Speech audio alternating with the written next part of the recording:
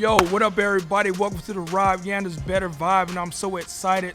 I got the young bull, Anton Brookshire, with us today. Anton, what's up? What's going on? Tell me a little bit.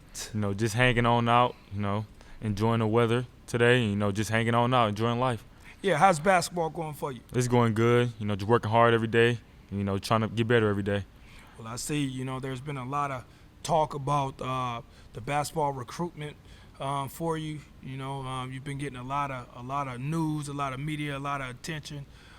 Talk to me a little bit about where it all started for you first with the game of basketball. Talk to me, how did you get to the point of where you are now? Well, it started all when I lived in Milwaukee, Wisconsin, when I was about 7 years old. I first picked up a basketball, and that's when I finally realized that this is the game that I want to play for the rest of my life. And, it just takes dedication and hard work every day. I moved here a couple summers ago, and, I just grinded and just wanted to get better every day. What was the process? From moving from Milwaukee to here, Springfield, Missouri? Obviously, basketball runs in the blood and the veins, but, what is it, and what did that process and what did that transition look like for you? It was good. I came to a better environment from Milwaukee. I had a lot of other family up here, so it wasn't really like a big change to me. Okay. So what was the biggest adjustment for you? Like having to meet new friends, missing my mom and dad a lot, but, I had basketball with me, and so, that kind of motivated me to where I wanted to be and where I was trying to go. Yeah, no doubt. It's like from one love to another. You leave your mom and dad who you love. You come up here to the game of basketball where you love that as well. Just getting better every day. But it's all good. You're definitely out here doing good things. I'm a big fan. I'm a little biased. I'm your uncle. But I think you've done great up to this point. Tell me where you are with the recruitment. Talk to me about your high school season this past year. Tell me how you're handling that. What's going on? This past year we just came off a 22-5 record, and we played good. We made it to the semifinals. We lost to Rockbridge, but this upcoming year I think we'll have a great chance of going to state, and we have a lot of great competition. We'll be in the tournament champions this year. Tournament champions. That's a real big. That's the number one high school event in the country. There's been lots of great players there. A couple guys that's been in the draft even this year, R.J. Barrett, all those type of guys. Ben Simmons has played in that. Talk to me a little bit about how excited you are with that, and what are you looking forward to with this tournament champions deal? I'm just looking forward to, of the Kickapoo program. I'm looking forward to showing them that we belong there and showing that we just ready to compete. As far as me, I'm super excited to go out there and compete. I know it's a lot of great guys that's going to be there. I'm just ready to go out there and show off all the hard work I've been putting in, just to work hard and go out there and compete. That's right. So, what a lot of people don't know is when you play in a game of basketball, basketball is a job, and one of the subjects I want to touch on with you is the unrequired. The unrequired. What does the unrequired mean to you? What does that sound like to you, and what does that mean for your teammates as well? What does the unrequired mean to you? Like basically doing something that you kind of don't want to do. Such as what? Such as waking up early in the morning to go to practice, or going to lift. Being on time, and just little things like that. Yeah, as a former player, the unrequired to me is all about sacrifice, man. It's all about doing what's not even asked of you. It's about taking care of yourself, taking care of your body, because your teammates are going to need that. Getting your rest, because they're going to need your energy. Just considering and being of value to your teammates. The unrequired, man, and that's a strong word for me, because I think champions do the unrequired. They stay late, get early, get to the gym early, stay late, all that type of stuff. And, there are sacrifices to winning, I remember, playing in high school and playing with a pretty good team, won state 3 years in a row.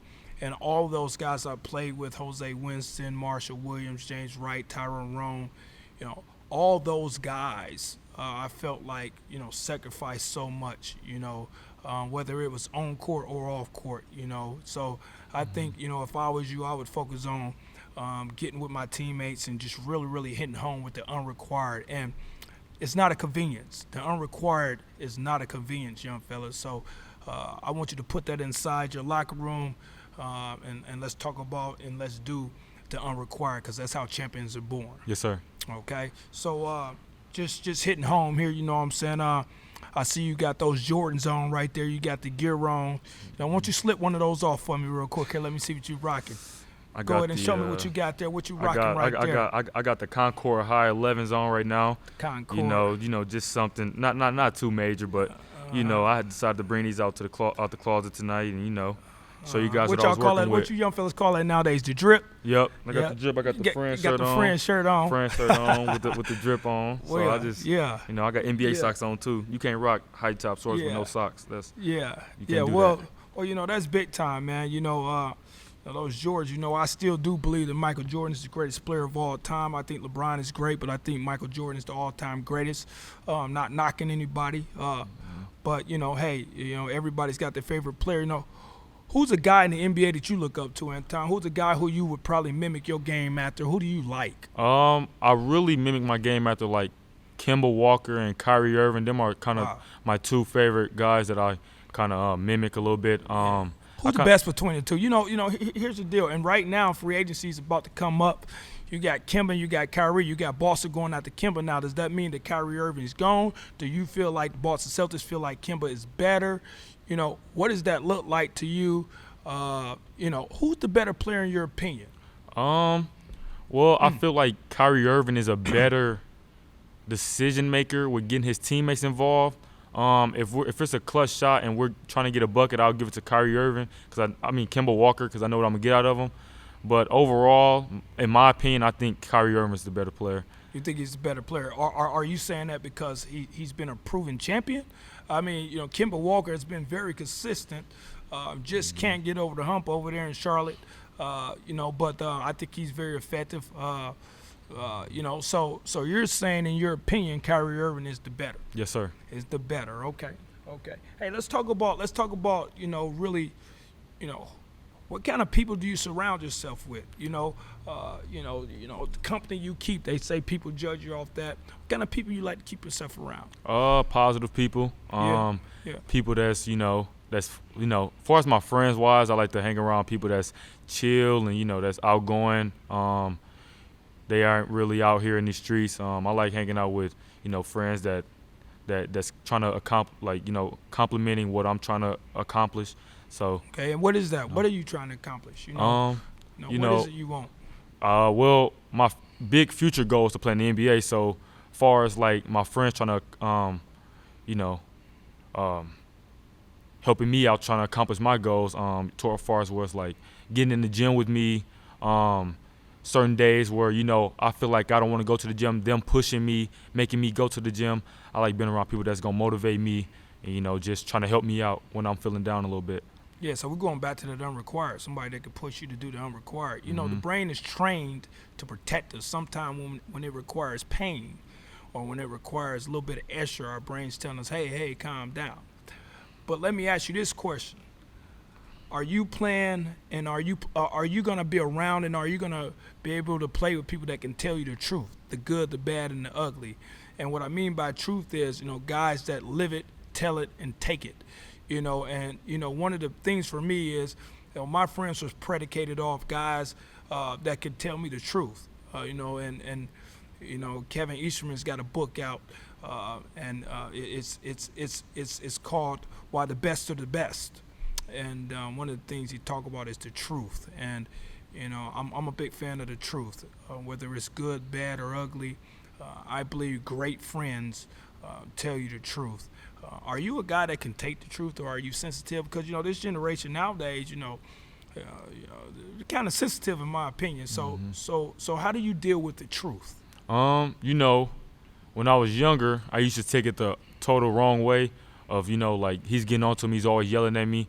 Well, now as I'm getting older, I feel like I'm taking the truth the right way because From I who? feel From like your friends, from your coaches? I mean, who are you taking the truth from? Everybody that you're surrounded with? um, Like who is that? I think it's a mixture of all. Far as friends wise, I feel like it's kind of kiddie-ish sometimes, but as far as like my family and the role models in my life, I feel like when they tell me the truth, I grow from it, and I take it and run with it. So I always think it's good to hear the truth, whether it's like you say, good, bad, or ugly. Yeah, yeah. I mean, talk to me. A funny question for you. What's it like playing for your uncle? Um, What's it like playing for your uncle, man? What's it like playing for me, man? Be honest. Uncle's right in front of you. I want the truth. I mean, what is it like playing for me? What's it like playing for your uncle? Sometimes I feel like it's kind of like kind of nerve wracking because you don't want to mess up, Yeah. and you always like kind of want to be your perfect person around your family. Yeah. But sometimes, whenever you get going and your uncle only can look at you because he wants you to tell the other guys so you can get them going. I kind of feel like it's good. Most of the time, I feel like I feel super good because it's like I'm playing for somebody that love me. I love them.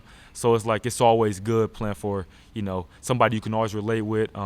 Also playing with somebody that was a pro. So Yeah. I think that's cool in my opinion. Yeah, yeah. I mean, now you have two uncles. You have myself and my brother, your uncle Sly. Uh, you know, uh, we always kind of play the devil's advocate to one another. And so for me, I want you to know, first of all, Uncle's very proud of you. Very proud of how far you've come. I think you're an excellent basketball player. I think when it's all said and done, you will be probably the greatest player this family has ever seen. And that's credit to your abilities and to your hard work and your effort.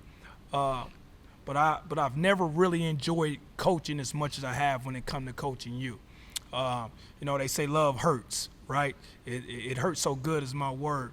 But when I'm coaching you, it's such an emotional roller coaster because I'm coach, I'm uncle, and at that moment I'm also stepping in for your father, who's a really good friend of mine, a man that I admire and respect. So I have to cover three bases there, and then your mom, who's my sister, who's my baby sister. I'm trying to do my very best for her. So everybody's trying to do their very best, and sometimes emotions get the better. But I think that we've handled that deal pretty well. I think, and we're going to go back on this talking about, what the future looks like for you, as far as colleges and things like that. But I think we've handled that deal pretty good. I think sky's the limit. I want you to know I enjoy coaching you. I enjoy training you. That's why I wanted to have this section with you, this sit down, because part of better vibing is about me getting to know my players, so I can be better for them and be a better trainer, performer for them. And so I'm happy that you're here. Talk to me a little bit about your training, your preparation. What do you like about your training? What are you looking more forward to getting out of your training? Why is training so important to you? I feel like training is so important to me because, out of all the hard work you put in, I feel like you gain confidence. And so, like whenever I'm training, I'm always looking at the bigger picture. So it's never like I'm training like for right now. I'm always ahead of the game. So it's like I'm working on this move because I know later on in life I'll be able to do this move better than I started it. And just working out for me is a big goal in my life. Like I feel like what you work on and what you put into the game is what you get out of the game. That's right. And so I just feel like working out is a big goal, a big picture in my life if you want to be great. And so in saying that, I always tell players not to look too far ahead, but also live in the now. And one of the things that we always talk about is big time is now. Yeah, big time is now. Every moment, every second, every rep, every possession matters. Big time is now. But you do got to look at the bigger picture. You do have to look ahead.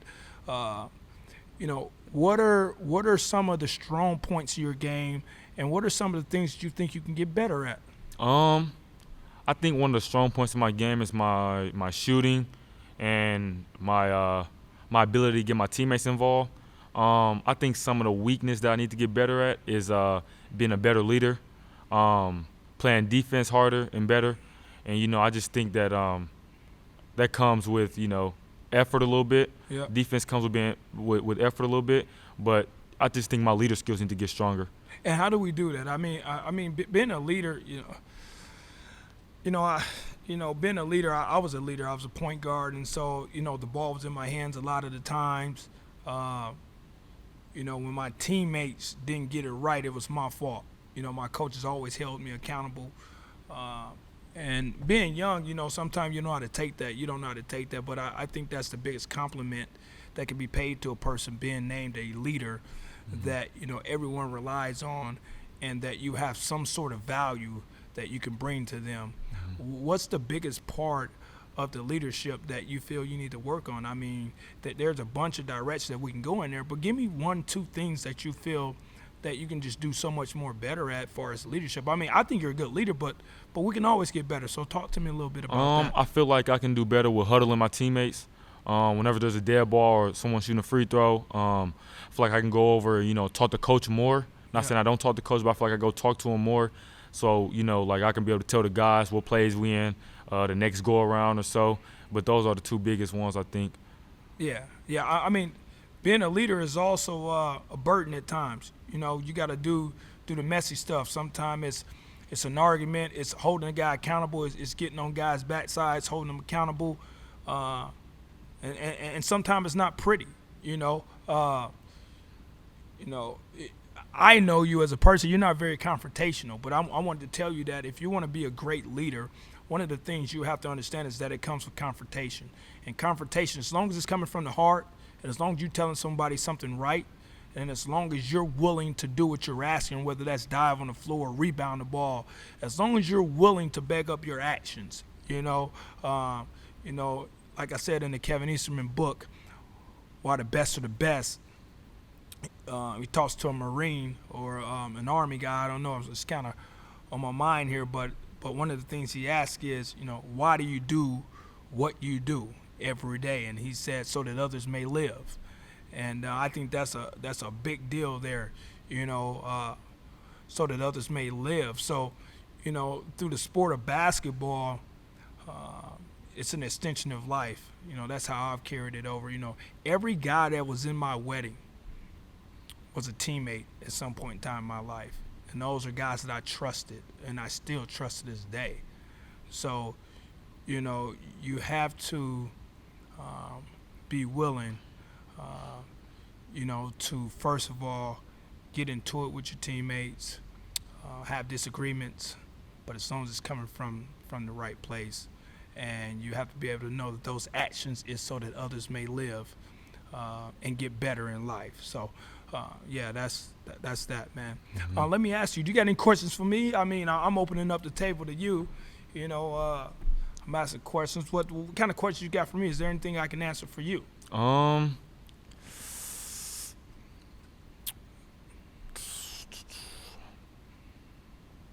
Not really, huh? Okay, I got one. Okay. Would you ever imagine coaching me at the would you ever just imagine coaching me when I was little? You know what, man? It's funny you say that. Not really, because I had a hard time coaching your Uncle Sly. He was younger, and I think the emotions kicked in. But I feel like now that I'm older and more mature, I can handle things better. I never imagined being able to coach my nephew, but also just such a wonderful person, and then my sister's son. So it's been quite the ride. It's different, but it's fun. I would say the one thing that I enjoy about coaching you is that you're pretty good. So it's different if you was a scrub and like, no offense. I mean, there's scrubs out here. And if you're a scrub and I put you in the game, people like, yo, dog, like, why you playing him? Like, you playing him because of your nephew or because y'all family. Well, you take care of that for me. I mean, you're a top 100 player. You're a great ball player. You do what I ask you. I mean, you're one of the hardest workers. You're always in the gym. I don't think that there could be a question that come my way. So it's more easier for me to handle coaching you. So,